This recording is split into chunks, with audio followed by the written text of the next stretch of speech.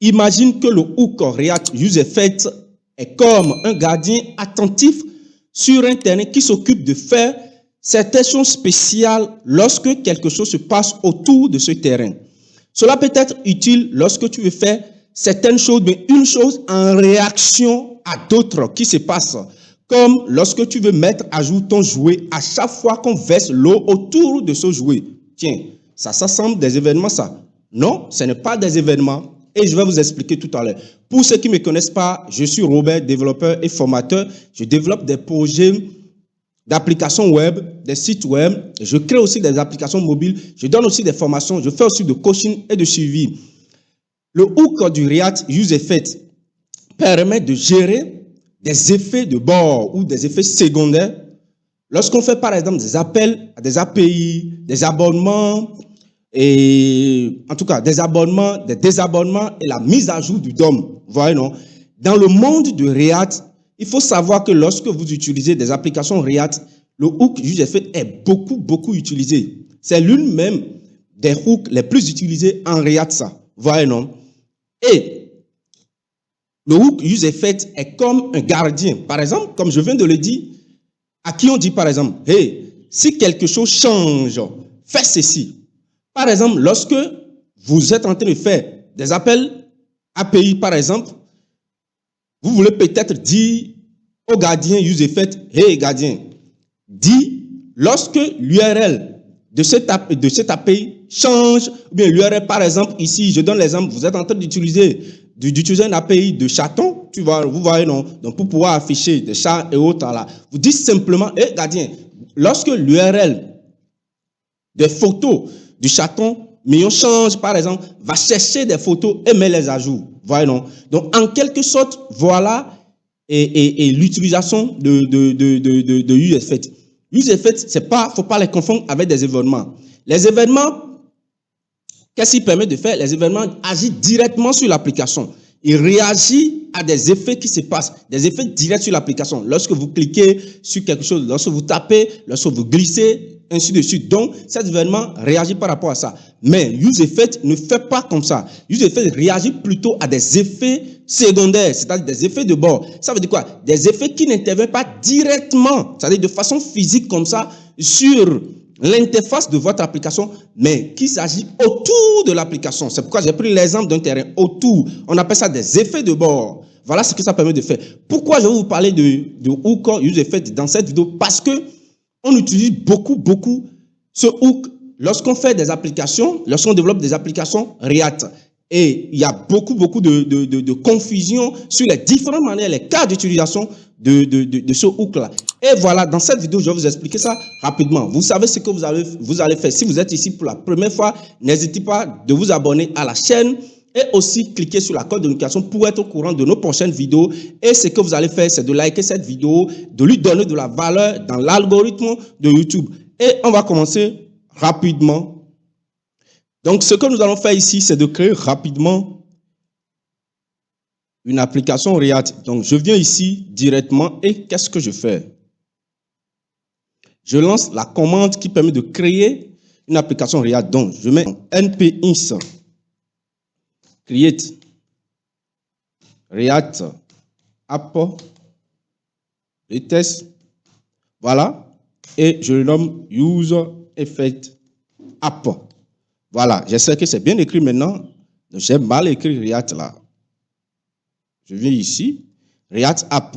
Voilà. Je lance ça. Et on attend rapidement la création de l'application, le téléchargement des fichiers rapidement. Donc, ça a commencé. On attend la fin et on démarre.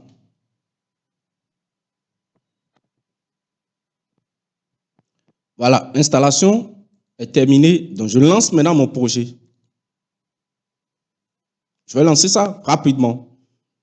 Une fois que c'est lancé, voilà, on vient ici dans Source. Et directement, on vient sur App.js. Voilà. Donc, je vais agrandir un peu mon fichier qui est ici. Et on commence. Voilà. Donc, ce qu'on va faire ici, je vais virer complètement ce qui est dedans. Donc, je vis tout ici. Je mets H1. Ici,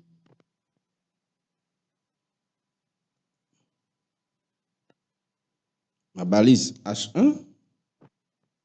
Et voilà, je mets salut les amis. Voilà, j'enregistre ça. Et qu'est-ce que nous allons faire? Nous allons lancer maintenant notre application. Donc, je viens ici, je veux rapidement lancer ça.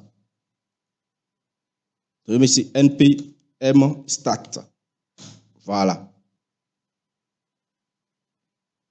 En attendant que ça le lance, on va utiliser, je vais utiliser une API ici rapidement pour pouvoir faire ce que je vais faire. Donc, on va venir sur, nous allons venir sur dicatapi.com. Donc, c'est une API qui soumet des informations de chat, des photos de chat, ainsi de suite. Et nous allons utiliser ça. Donc, vous tapez simplement dicatapi.com. Donc, on vient sur dicatapi.com et on va taper ici Get Your API Key. Vous venez ici Get Your API Key et vous allez essayer de cliquer ici. Et si vous n'êtes pas encore connecté, si vous n'êtes pas encore inscrit, vous allez vous inscrire. Donc, vous donnez simplement ici votre adresse mail. Vous tapez des informations concernant l'application que vous voulez créer ici et vous cliquez sur Submit et c'est tout. Donc moi, je l'ai déjà fait, je me suis déjà connecté à ça, donc je ne vais pas faire ça. Je me redirige directement vers ici pour travailler. Voilà, non. Donc je redirige ici pour travailler directement. Et voilà. Donc, si vous regardez ici, nous avons déjà lancé notre application. Salut les amis. Et ça fonctionne parfaitement. Vous voyez? Donc, ici, maintenant, on va utiliser ceci pour pouvoir travailler. Donc, je retourne maintenant dans mon code. Je vais vous montrer maintenant comment s'utilise le hook use effect. Vous voyez? Je ne veux pas rester là, vous faire des cours de théorie. Je vais vous utiliser les différents cas d'utilisation, en tout cas, les cas les plus utilisés du hook use effect. Je vous montre ces cas, ça va vous permettre plutôt de mieux cerner l'utilisation de ça. Vous voyez, non, c'est tout. Donc, on va venir ici. Donc, d'abord, ce que je vais récupérer simplement des informations concernant des chats. Bon, disons, ces images et autres, là, ainsi de suite. Je vais les récupérer et je vais pouvoir les afficher la liste dans mon projet avec les images aussi. Vous voyez, non, c'est tout ce que je vais faire ça. Donc, je fais appel à un API. Vous voyez, je fais ça simplement. Donc, je viens ici d'abord. Je vais développer les informations que je vais utiliser. C'est des données utilisées concernant le chat. Donc, je vais utiliser pour pouvoir changer les états de mes données, je vais utiliser le hook user state. Vous voyez, donc, je viens ici, je tape use state. Voilà, donc, je tape ça, use state ici, et je vais nommer ça data. C'est tout. Data, les informations. C'est tout. Donc, et je vais initialiser ça à nul. C'est tout. Voilà.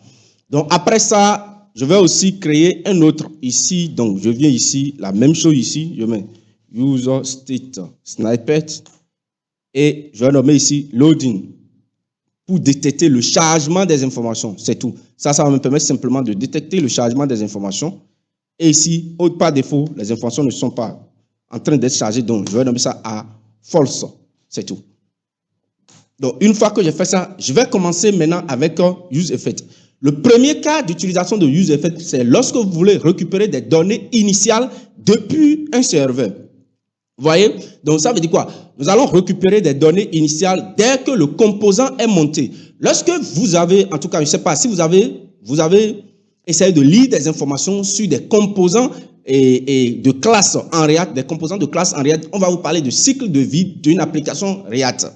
Maintenant, si vous êtes en train de, si vous avez déjà lu ça, vous allez voir, il y a plusieurs cycles de vie concernant notre application. Vous allez voir component et will mount, c'est-à-dire lorsque le composant veut monter. Après, nous avons component dit mount lorsque le composant est déjà monté dans le DOM et component dit update lorsque nous avons mis à jour entre griffes les différentes parties de notre composant et component dit onMount lorsque le composant est retiré du DOM. Vous voyez, non? Vous savez que React est basé sur l'utilisation des composants. Vous voyez, non? Et lorsque vous créez votre application, vous pouvez créer une interface qui aura plusieurs composants dedans, plusieurs briques de composants. J'avais déjà expliqué ça dans la vidéo que nous avons fait sur la chaîne. Si vous n'avez pas, vous ne connaissez pas React, allez regarder cette vidéo, la vidéo que nous avons fait sur l'introduction à React, une vidéo de 90 minutes. Voilà, non.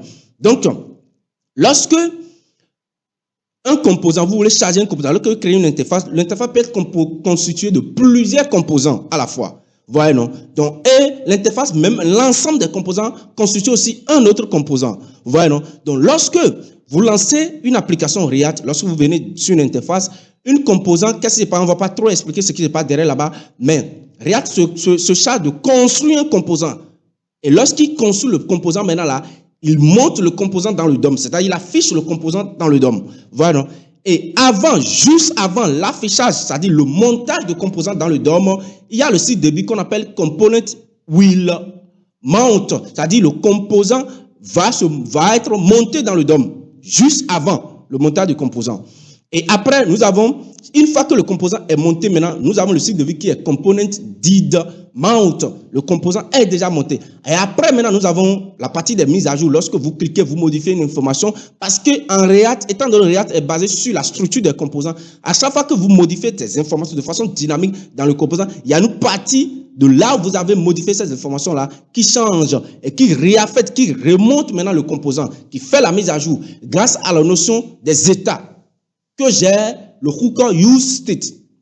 Voilà, non? Maintenant, vous avez créé une application qui récupère les informations et qui affiche ces informations initialement quand on vient sur votre page. Donc, quand vous venez sur la page, automatiquement, les informations s'affichent par défaut.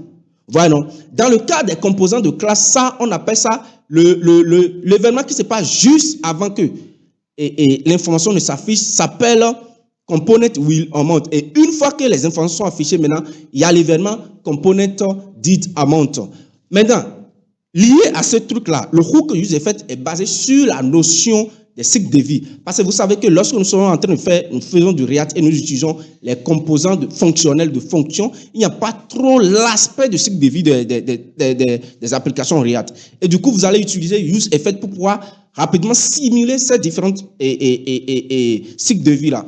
Donc, lorsque nous voulons récupérer des informations initialement, nous allons utiliser useEffect. Nous allons dire ici, donc je viens ici et dis récupération, donc appel à l'API de chat. C'est-à-dire l'API s'appelle ici, si vous venez ici, l'API s'appelle les 4 API. Donc, l'API de 4, appel à l'API de 4 et l'affichage des infos une fois que le composant est monté. Voilà, une fois que le composant est monté, donc juste avant le montage de composant, on fait appel à l'API, on récupère les informations, on l'affiche. Donc, lorsque vous voulez afficher des informations de façon initiale, voilà, donc on dit appel initial à l'API, c'est tout. Voilà un cas d'utilisation. Comment ça va se passer? Donc d'abord, quelle est la syntaxe globale d'utilisation de hook useEffect? Voilà, useEffect, vous tapez ici useEffect. Et vous n'oubliez pas de l'importer ici directement depuis React. Donc, vous l'importez ici. Donc, et à useEffect, on passe des informations. Premières informations, vous allez lui passer une fonction de rappel. On appelle ça un callback. Donc, on lui passe ici une fonction de rappel. Donc, moi, je vais utiliser une fonction fléchée ici. Voyez, non? Et c'est cette fonction qui va s'exécuter lorsque l'action que vous voulez là est passée. Lorsque la chose est passée. Voilà, vous dites que si telle chose se passe, alors exécute telle fonction. Donc, c'est cette fonction qui s'exécute en réaction à ce qui va se passer. Sauf que ce qui va se passer, la différence entre ça et les événements, c'est que ce qui se passe directement sur le composant. Alors que pour useEffect, la chose peut se passer autour, même avant que le composant ne se construise. Voilà, donc c'est la différence là. Donc, la chose se passe autour. On dit les effets de bord. Donc, ici, vous allez passer maintenant là, ici, virgule, un tableau. Deuxième paramètre, c'est un tableau. On appelle ça un tableau de dépendance. Donc, on met un crochet ici pour dire un tableau. On dit un tableau de dépendance. Ça veut dire quoi? L'action qui va se passer ici, la chose qui va se passer ici, dépend de ce qui est dans ce tableau. C'est tout. Donc, lorsqu'on veut faire appel initial, qu'est-ce qu'on fait? lors de l'appel initial, il y a encore, au fait, le composant n'est même pas encore monté. Par conséquent, on ne peut pas récupérer, aucune information dans le composant dont va dépendre l'action qui va se passer dans UseEffect. Par conséquent, ce tableau est vide. Et lorsque le tableau est vide, on dit maintenant là, on veut faire appel à UseEffect pour simplement faire des tâches initiales. C'est-à-dire quoi? Des tâches tout juste avant ou après le montage du composant, tout juste avant ça. Donc souvent, vous utilisez ça lorsque vous voulez récupérer des informations depuis la base de données et les afficher initialement sur votre blog, sur ce truc-là, sans, au fait, de façon initiale, quelles sont les informations qui vont s'afficher. C'est là que vous utilisez cette syntaxe-là. Et directement, ce que nous on va faire ici, donc on vient ici dans la fonction ici, et nous on ne va pas faire grand-chose ici simplement. Moi, je vais créer une fonction ici simplement, je vais créer une autre fonction à l'intérieur de ça. Ou bien, nous allons utiliser simplement l'appel fetch. Donc, nous appelons fetch ici. Et à fetch, maintenant, nous allons lui donner l'URL de l'API. Donc, nous allons venir ici. Et l'URL ici, je vais venir ici. Je viens ici. Je vais cliquer ça là. Voilà, non. Donc, je viens ici. Vous avez vu quand même l'API que je suis en train d'utiliser. Donc, on vient ici. On va utiliser cette API. Donc, je copie l'information qui est ici. Ça. Et je le fous simplement ici. Donc, on le fouille ici. C'est tout. Donc, on le met là. Et on limite nos informations à combien? 10. Donc, je vais limiter ceci à 10. Voilà, non, donc je limite ça à 10. Donc, une fois que je le limite, je peux aussi venir ici, je mets ici constant. URL. Donc, l'URL va être égal à ça. Je prends ça, je le fouille ici. Et voilà, donc j'appelle dans fetch l'URL qui est ici par la méthode get. Donc, j'appelle l'URL qui est ici. Et là, c'est une promesse qui sera retournée. Donc, je mets ici Zen. Donc, une fois je mets Zen, d'abord, qu'est-ce que je fais? Je vais d'abord ici. Ce sont des données en JSON qui me sont envoyées. Donc, je vais faire transformer le JSON, les données de JSON en objet JavaScript. C'est tout. Donc, pour faire ça, qu'est-ce que je fais? Je prends les données qui sont ici. Donc, je mets ici réponse.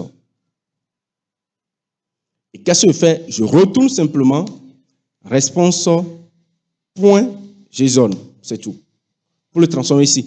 Une fois que c'est transformé, très bien, je retourne ici maintenant et je fais ce que je vais faire. Donc, je mets ici un autre den, ici, et je récupère maintenant les informations d'état. Et là, je viens et je vais faire la mise à jour de d'état. Donc, je viens ici, je mets 7 d'état et je fous d'état dedans. Et quand il y a une erreur, je vais mettre ici cache. Donc, erreur. Et qu'est-ce que je vais faire ici? Je mets simplement ici console.log. Je mets ici erreur lors de l'appel. Et j'affiche l'erreur ici. 2 points ici. Je mets ici point erreur. Voilà ce qui se passe. Donc ici, je vais mettre aussi console.log d'état pour afficher ça. Voilà. Donc une fois qu'on a affiché ici, c'est bon. Donc on va regarder. On vient ici. Donc je vais d'abord virer des choses qui ne sont pas utilisées ici. Donc d'état, je vais virer ça, tout ça là. Donc je viens ici. Et une fois que je viens ici, je vais inspecter ça. On vient dans console. On va voir si les données sont envoyées. Et vous allez voir, il m'envoie un tableau de 10 éléments. Parce que j'ai mis ici limite à 10. Un tableau de 10 éléments ici que j'ai. Très bien. Donc je peux aussi agrandir un peu mon interface. Donc je viens ici, vous allez voir, il m'envoie un tableau de 10 éléments.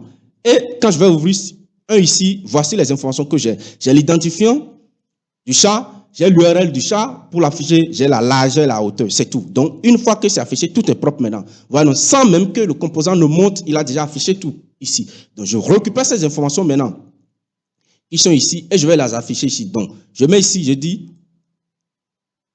la liste de mes chatons mignons.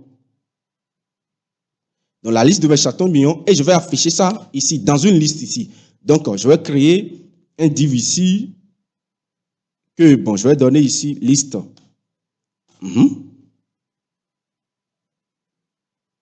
Un div, bon, un div que je vais donner classe liste, donc je mets ici un div ici, tout court. Et le div qui est ici, je vais lui donner une classe name liste. Et un à un maintenant, dans un paragraphe, je vais essayer d'afficher les différentes images. Donc je mets ici un P, ici. Et à l'intérieur de ce P, j'affiche l'image ici. Voilà. Avec, non, c'est une image. Avec l'attribut source. Je mets ici src. Voilà. Et dedans, maintenant, je mets la source de l'image. Sauf que ici, quand je vais enregistrer, pour le moment, il n'y a rien qui va être changé, qui est changé ici. Donc, ce que je vais faire simplement, je vais afficher ceci dans une liste. Donc, une liste, c'est très simple. On vient ici, on met du... Ici, on utilise la fonction map. Donc, je vais utiliser map sur data. Je prends data et je mets ici map. Et map va prendre chacun des éléments. Donc, on va prendre les 4 ici. Et sur chacun des 4, là, on va retourner ceci. C'est tout. Voilà, non. Donc, on va retourner ça. Donc, au lieu d'utiliser map, même, je peux aussi utiliser peut-être for each. Et je dis oui, for each, il n'y a pas de souci. Voilà, non. Donc, je fais ça ici. Donc, je prends 4 ici. Et sur chacune des informations qui sont envoyées, vous allez voir, et nous avons l'URL sur l'objet qui est ici. Donc, on prend ceci simplement. Et qu'est-ce que nous allons faire ici? Donc, nous allons venir ici. Et je vais juste afficher ça. Donc, je mets ici 4.url. C'est tout. Il faut que je retourne ça. Il faut que je retourne ceci.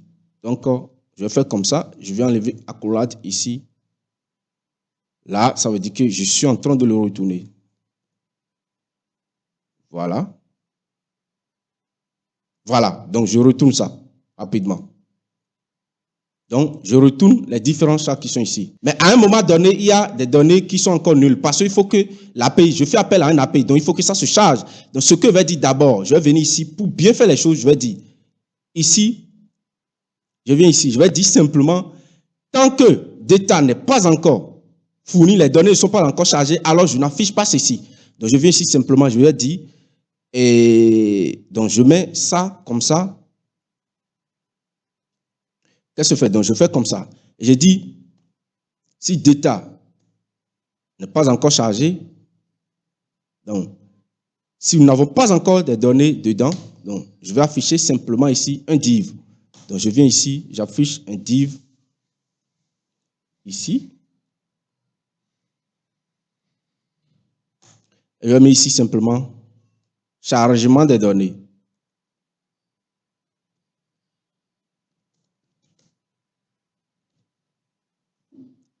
Voilà, je mets chargement des données. J'oublie pas de mettre point d'interrogation. Donc, si ce n'est pas encore, alors je fais ceci. Et sinon, alors, je fais ça. Voilà, c'est tout. Et si j'enregistre maintenant, ça marche très bien. Voilà, si on fait comme ça, voyez, chargement des données, et là, ça se charge maintenant. Très bien. Donc, nous avons les charges qui sont très bien chargées. Donc, ce que je peux aussi faire pour ceci rapidement, pour rendre ça un peu plus propre, je vais juste, voilà, display flex direction.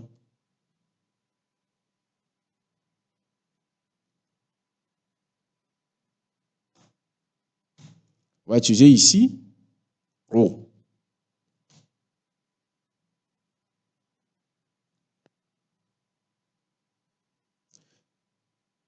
Chargement de données. OK. Bon, c'est pas grave, hein. On s'en fiche de ceci. Donc, on affiche ça comme ça. C'est bon? Voilà comment nous affichons les choses. Sauf que ici, une fois que nous récupérons les informations, il faut ajouter, c'est une liste, donc il faut ajouter une clé ici. Et la clé, on va utiliser 4.id, comme la clé de notre truc là. Voilà, ça marche. Voilà un peu, premier cas d'utilisation de UseEffect. C'est le premier cas d'utilisation, ça. Voilà, non. Vous l'utilisez ça directement lorsque vous voulez charger de façon initiale des données. Quel est le deuxième cas d'utilisation de useEffect? Le deuxième cas d'utilisation de useEffect, c'est vous allez l'utiliser pour effectuer des actions spécifiques, voilà, non, ou mettre à jour des informations à chaque fois que certaines propriétés du composant changent. Voilà, non. Donc, vous allez utiliser ça pour effectuer certaines informations, pour effectuer certaines choses à chaque fois que certaines propriétés, voilà, non, certaines propriétés du composant changent. Ce que nous allons faire ici, nous allons définir une propriété ici. On va venir ici, on va définir une propriété ici, constant. Et la propriété ici, ça va s'appeler, ça va s'appeler ici limite. Donc, le nombre de chats qu'on va récupérer depuis notre API. Donc, je mets limite ici, cette limite. Donc, limite, cette limite, on vient ici, on met use state. Voilà, use state. Limite, cette limite, use state. Et ici, la limite sera égale à 10 initialement. Voilà. Et on va venir ici, sur notre URL qui est ici, on va ajouter la limite à ça. Donc, je viens ici, je mets backtick. Je mets aussi backtick ici.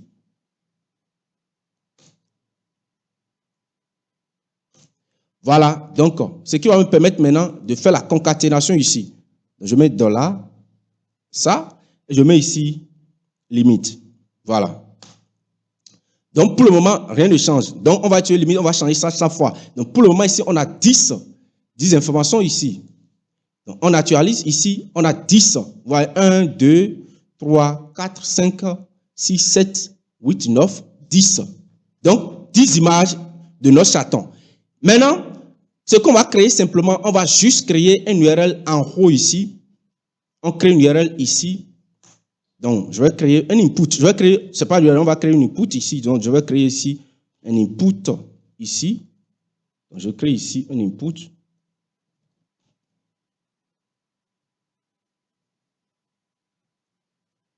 De type test. Donc, de type test ou bien number, peu importe. De type number. Et ce qu'on va dire ici, c'est simplement, donc, quand on a créé une input ici maintenant, c'est ici. Donc, ce qu'on va dire, on va dire à chaque fois que ceci va changer, qu'on mettra à jour la limite qui est ici. Voilà, non? Donc, simplement, si je veux 5 images de cas, il faut simplement que je mette 5 ici, ou bien je mets 10 ici, et il va charger 10 informations. Donc, l'événement d'ici qui sera lié directement, ça c'est un événement qui sera lié à ceci, c'est un événement de mise à jour simplement de l'état limite, c'est-à-dire quoi? De la propriété limite qui est ici. On va dire, si le test qui est à l'intérieur de ce change, donc je mets ici simplement on change. Ici, qu'est-ce que je fais? Je vais juste mettre à jour, donc je mets cette limite et je fous simplement ici la donnée, les données de les informations que j'ai tapées ici, je le mets dedans ici simplement. Donc je lui passe ici simplement l'événement i et je viens ici simplement et target value. C'est tout.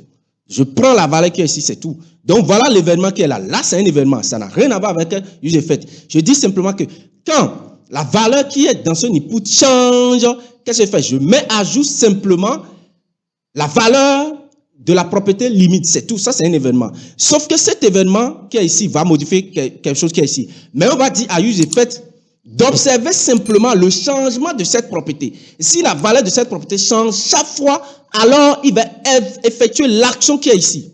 Donc, il effectue l'action qui est ici par rapport au changement de la valeur de la propriété limite qui est ici. C'est tout. Vous voyez, non? C'est tout.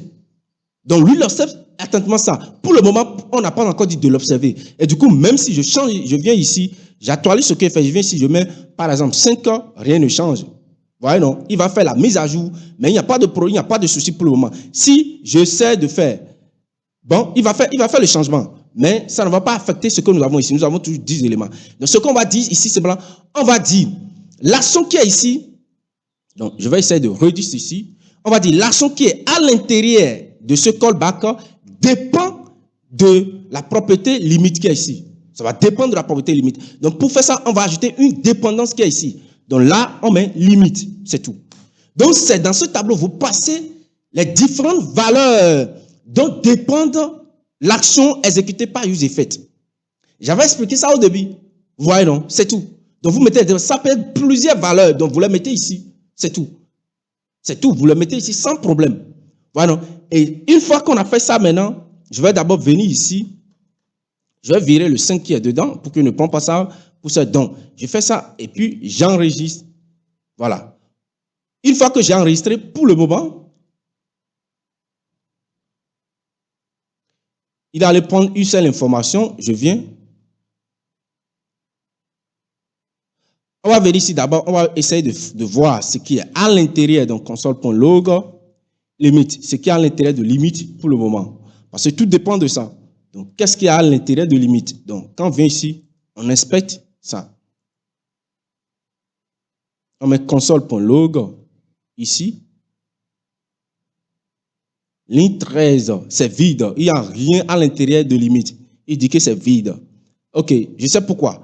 Parce que ceci n'est pas encore chargé. Initialement, il faut que limite se charge d'abord avant qu'on ne fasse ce qu'on veut faire. Donc, on va venir ici, simplement ici. Je vais dire, comme ceci dépend de ça, d'abord, avant de faire tout ce qui est ici, là, c'est juste par précaution pour que ceci ne soit pas nul, pour que ne faites pas les informations qui sont nulles. Voilà, donc on a mis 10 ici, il ne faudrait pas que ça soit nul. Donc, ce que je vais faire simplement, je vais dire if limite. Là, c'est pour juste empêcher qu'une charge d'information de façon nulle. Voilà. Donc, je fais ça ici. Voilà. Donc, quand j'observe ici, pour le moment, j'ai mes 10 informations qui sont là. Voilà.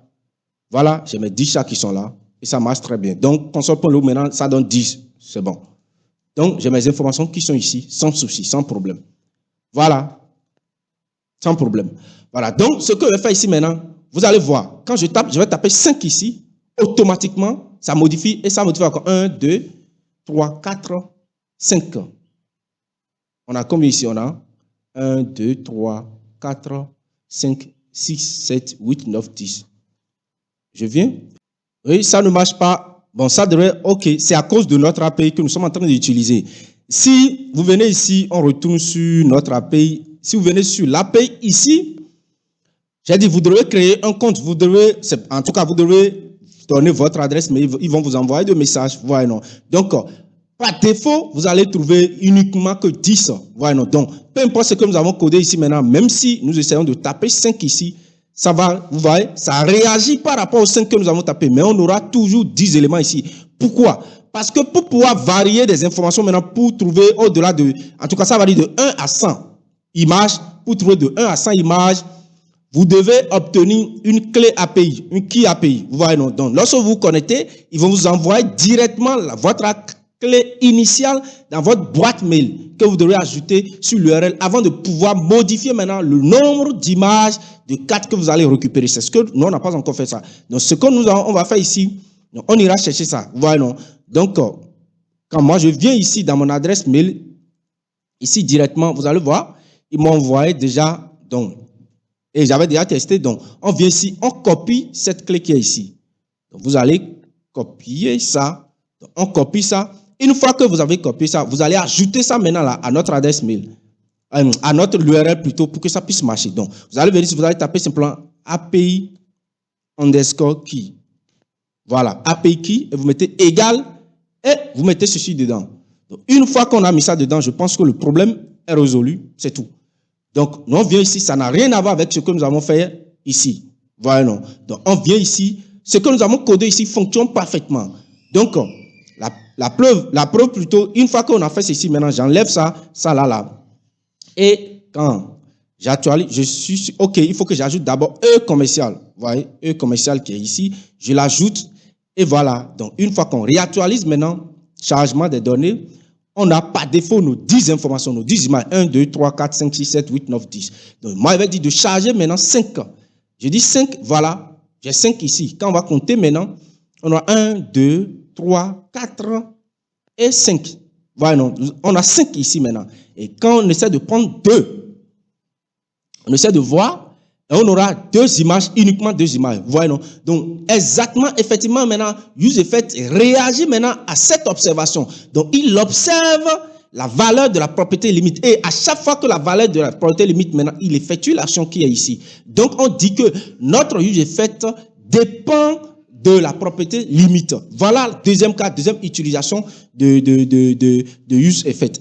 Et la troisième utilisation que je vais donner, on va s'arrêter là. Et c'est quoi? Et ça s'utilise, supposons que vous voulez effectuer des nettoyages. Voilà, non? Nettoyage lorsque le composant est retiré du DOM. Voilà, donc vous voulez effectuer de nettoyage lorsque le composant est retiré du DOM. Supposons que vous faites appel à un API comme ici, voilà, non?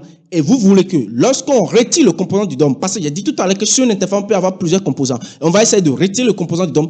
Il faut retirer l'appel à l'API. Donc, il faut stopper l'appel à l'API que vous êtes en train de faire. Un exemple. L'exemple le plus truc là que vous allez souvent et vous serez appelé à faire dans vos applications, c'est lorsque vous voulez annuler un abonnement, c'est-à-dire une désinscription à un abonnement à chaque fois que la personne ferme son truc là, ferme sa connexion, ferme son application. Donc, lorsque la personne retire plutôt comment on appelle ça, il retire son composant du DOM, ce que vous voulez faire simplement, vous voulez faire quoi? Vous voulez désinscrire l'abonnement, vous voulez empêcher l'abonnement de la personne, ou bien lorsque vous faites appel à des API, ou bien lorsque vous utilisez des sockets. Voilà, non. Donc, lorsque vous utilisez des sockets, vous êtes branché à un socket pour écouter des messages. Donc, lorsque la personne quitte maintenant et l'application de charge que vous allez créer, vous allez faire quoi? Vous allez annuler l'abonnement, désinscrire maintenant l'abonnement, la connectivité, la connexion plutôt au socket, c'est tout.